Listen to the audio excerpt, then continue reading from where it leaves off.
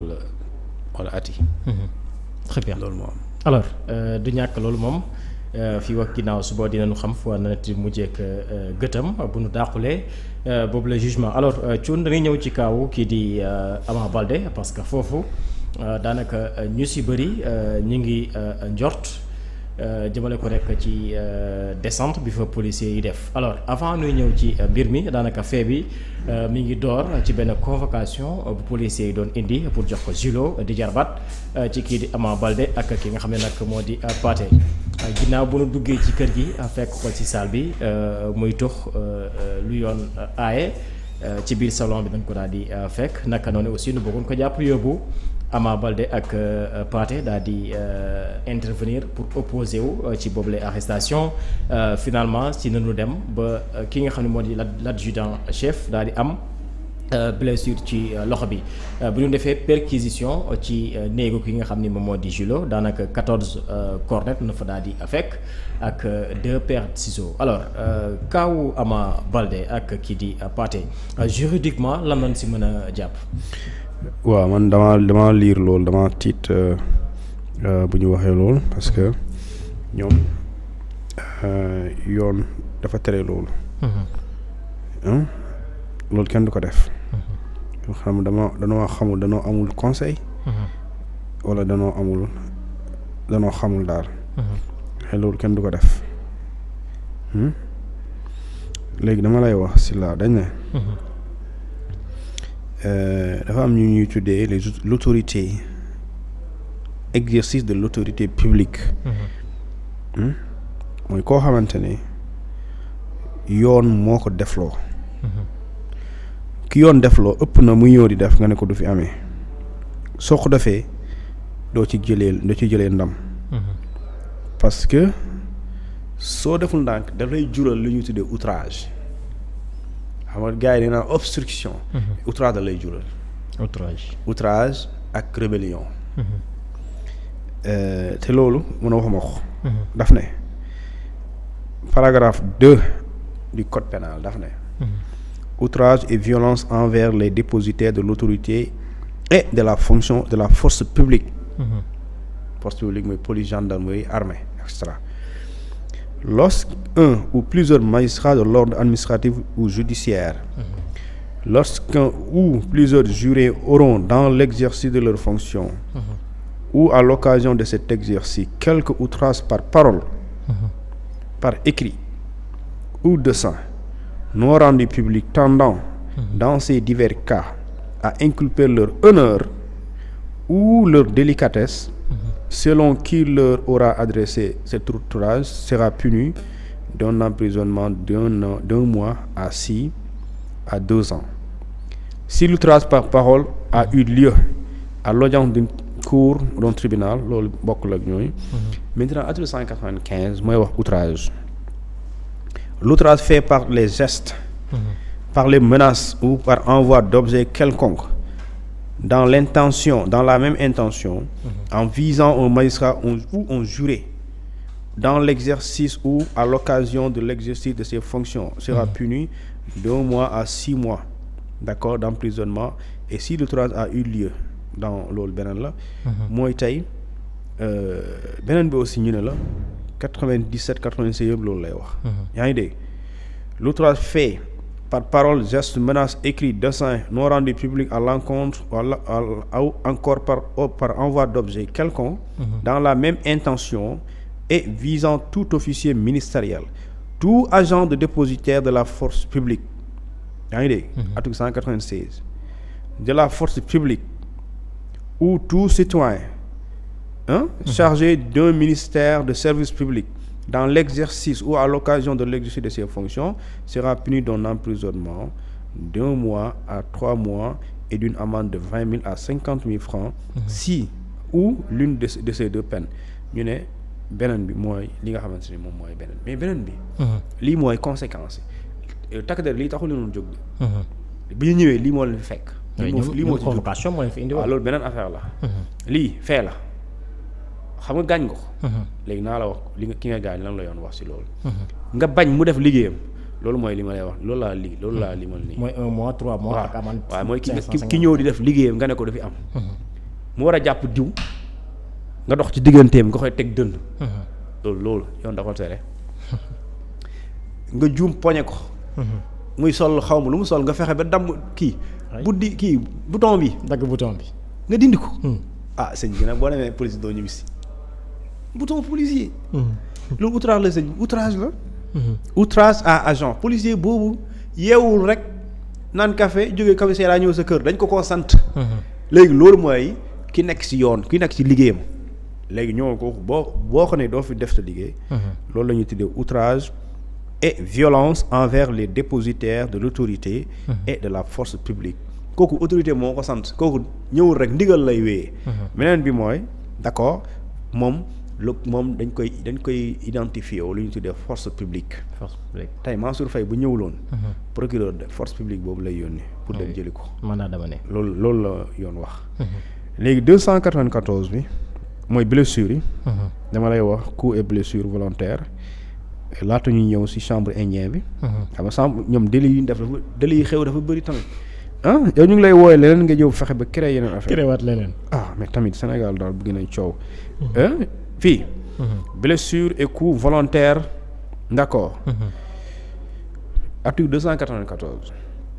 Tout individu qui volontairement aura fait des blessures ou porté des coups ou commis toute autre violence ou voie de fait, s'il est résulté de ces sortes de violences une maladie ou une incapacité totale de travail personnel pendant plus de 20 jours, sera puni d'un emprisonnement d'1 an à 5 ans et d'une amende de 20 000 à 250 000 francs CFA. Ça veut dire que képp ku gaañ nit nga tay ko. wala nga dóor ko nga tay ko d'accord que li nga dóor nga gaañ ko wala nga exercer violence ci moom mu jural ko. toog diir te liggéeyul mooy certificat médical bi wane ne waa ji mu liggéey. su ko yóbbee police porte la plainte. yow yow dañ lay jàpp. parce que fii ñu ngi ne xamal ni takk der bi am na certificat médical bu toll ci 7 jours si je me trompe pas. li ko teree dem rek mooy jàppaguñ ko li ko teree dem fële. mooy jàppaguñ ko loolu rek moo ko teree dem. bu ñu ko jàppee après. ñu ko dee tëj ñu koy amul après tëj bi ngay la ñaata la. astafurlah 1 an à 5 ans et une amende de 20 000 à 250 000 pour les coups volontaires. coup blessure et coup volontaire. yoo xamante ni léegi yàmbaa bi nag. loolu mooy loolu xam nga dañ ko fekk muy luñ ko fekk muy def consommer. waaw di ko tox ci biir salle bi. waaw loolu consommation la. y a la consommation. y a la détention. ñaar yëpp la daf mel ni. waaw ñaar consommation ak détention. mais bon xam nga mën nga détenir à usage de consommation et à usage de kii à usage commercial. mën nga yore pour jaay mën nga yore pour tox. ki yore pour tox bëriwul. mën nga am 2 semaines wala 15 jours gis naa ci ñoo xamante ne ay 15 jours lañ leen tëj. mais dañ doon tox mais koo xamante ne ñoo fekk fi say juin 20. 20 juin yéen a maanaam da nga koy tox. 20 juin. ñoom 14 corps nañ leen wax dañ fekk si néeg bi ak 2 paires ciseaux. léegi bu ñu ko fekkee ci néeg bi. policier bi moom ci procédure boobu procureur moom bu lay àtte mën nga ñëw naan damaa yoroon pour tux ko mais bu ko neexee mooy da nga doon jaay. parce que li yem magasin dafa doy di ndax nga naan ndax ngay jëlee sa néeg. sa kër gi def fi butéelu kireen lu jeex mi dépôt ngay na ma koy naan te xam nga boo koy naan fii ba 1 an du jeex ay la si laa dafa am loo xam yenul maanaa léegi nag ñoom tamit loolu la bu yenul maanaa juge bi di la faale. maanaam bu dee da ngay tux luy tux ñoom xam nañ ko. da nga yore benn joint wala benn restant joint. bu tox mu des mais yore kilo yamba wala nga yore ay joint 14. sëñ bi nag yooyu boo koy wax dañuy tox nag. kaay wax ñu kon ku lay livré. wax dëgg yàlla ki lay livré. léegi dafa am lu ñuy tudd la consommation de chanvre indien la détention de chanvre indien. et aussi le trafic la vente de chanvre indien. mais perquisition ci néeg bi. parce que booy xool histoire bi comme ni ko journal bi xëyee tey jii. amul benn yoon bu ñu tuddee li nga xam ne nag moo di perquisition maanaam dem ci chambre ba. pour seet loolu it lan moo koy daal di justifier. déet loolu c'est que xam nga ñun des fois dañuy juum. perquisition dafa am boo xamante ni mënuloo ko def lu dul autorisation borom kër gi wala nit ki nga concerné. tey yàlla tere ñi nga xam ne dañ leen jàpp. suñ bëggoon def seen perquisition dañ leen koy yëgal. dañ koy dugal ci oto ñu dem ba ci lieu bi. ñu xool bu bañee bu ko neexee du dem de. bu ko neexee mu ne sama avocat dem leen su ko neexee ne dewuma sama avocat demuñu. mais ñoom takk der yi dem perquisition mandat la ñu am. te bi ñuy demee ku ñu fekk ci lieu bi dañu ut ku seede. yaa ngi dégg parce que dañuy bañ ñu découvrir fa dara ñu ne non ñoo ko indaale ñoo ko dugal. parce que man gis naa si ñoo xamante ni soo demee tribunal sëñ bi. dañuy surtout ñuy jaay yàmba chaque jour ñu tuumaal policiers yi. non dañ ñoo dóor ñu ñoo ko dugal suñu poste moom policier la fan lay jëlee yàmba ba koy dugal sa poste. mais loolu mooy doon seen argument loo ci mën. dañoo fekk waaw ci angle bi laa nekkoon ma toog foofu noonu ñu force ma jàpp ma ñu ne ma waxal da ngaa doon tux yàmba. man dégg naa argument yu dul jeex yu mel noonu léegi loolu d'accord. Perquisition buñ la fekkee tey supposons. parce que damay gis des fois ñu ne non police amul droit débarquer sa kër te tàgguwul la. loolu amul am na droit quand même. am na droit. am na droit débarquer sa kër. sans tàggu la. yow bu fekkoon fii ñiy def ay defkatu ñaawte lu bon. da leen di woo non préparez-vous on arrive. ah non kan Sénégal ah voilà. waa kay nu kaaw lépp. kooku bu la ko waxee nga daw. ah préparez-vous on arrive. non ki nekk ci yoon di commettre crime. wala délit. est-ce que pour yow da nga ñëw tàggu ko pour débarquer fu mu ne sérieusement dafa am cas yoo xamante ni warul am. am na cas yoo xam ne vraiment kenn xalaatul ay convocation wala kenn xalaatul ñu lay yëgal lu lay yëgale koo xam ne boo ko yëgalee mu daw foo koy seetee. lu tax des fois ñu def filature police am possibilité topp la.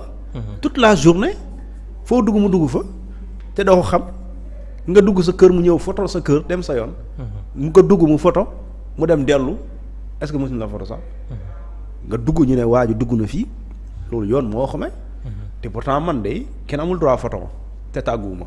mais police am na droit photo ma te doo ko yëg te tàggu du la tàggu non xam nga des fois ñun des fois dañuy ëppal quoi. donc am na yoo xamante ni dafay am mais am na yoo xam ne amul. am na yoo xamante ni police mën na ñëw débarquer tout de suite. à ton insu doo ko yëg mu fekk la ñaata nit ñooy tëdd ñu fekk leen seen kër. ñu yee leen. waa ji ñu jàppoon Guinguinéo sëriñ boobu. dañ ko ne ñu ngi ñëw. Sénégal dañoo mën a caaxaan. Sanga Cheikh Moussa Diagne. waaw dañ ko fekk këram non. dégg naa mu ngi ci néegam. ñu toog ko lu tax léegi waa kër gi new ko xaaral sëñ bi mu yeew nañ ko ko laaj leen si néeg sëñ bi loolu amul. sëñ bi waa BIP waa GIGN mooy tur ñu ñëw yee la. ñëwee dañuy ñëw dajji sa bunt. Yóbbaale matériel tak c'est la police c'est la gendarmerie tijjoo ñu dajji ko. parce que autorisation lañ ci am. dara du leen ci fekk dara laa wax dara wax jëye fii nag waaye dara du leen ci fekk. lu tax léegi taxaw non amoo leen droit dajji sama kër dañ koy dajji bay duñ ko defar c'est quoi le problème. Sénégal ñun tamit dañoo bëri caaxaan dañ koy dajji te dara du leen ci fekk. parce que yoon moo leen sant. te buy ñëw est-ce que da lay tàggu. ñaata nit ñëw tëdd seen kër ñëw jël si leen. am na yoo xam ne vraiment yooyu wax la de. ay non dañ ma war a convoqué dañ ma war a def lii am na foo xam ne dañ lay convoqué mais am loo xam ne kenn du la convoqué. waaw parce que bu ñu la convoqué wala bu ñu yëgee sax yow boo ko yëgee sax da ngay daw. waaw coppite yóbbu lay doon. waaw bu dee loolu kay ñaata yoon yàggul dara gis naa ay faux billets nee nañ lañu jàpp. faux billets yooyu da nga jàpp ne dañuy ñëw rek essayer dugg ci kër rek gis fa faux billet. mais dañuy dem ba enquête ci suuf ba mu leer leen ok. lii nii moom leer na. mooy am nañu lu leer même bu ñu ñëwulee. am na élément bu ci dugg ba xam ne lii moom vraiment lii moo fi am. te buñ fay ñëw duñ la tàggu. dañuy ñëw fekk la main dans le sac et dañuy ñëw rek il suffira ñu ñëw bloquer lépp jàppale dugal ci oto bi jël matériel yi. mais kenn du leen tàggu. perquisition boobu da nga koy yëgle. bon alors Thioune dañuy ñëw sunu sujet bu mujj. comme ni ñu koy defee laata jotaay bi di buur dinañ jël benn thème juridique daal di koy waxtaanee à chaque fois dañuy dégg droit privé ak droit public naam sénégalais yu ci bëri.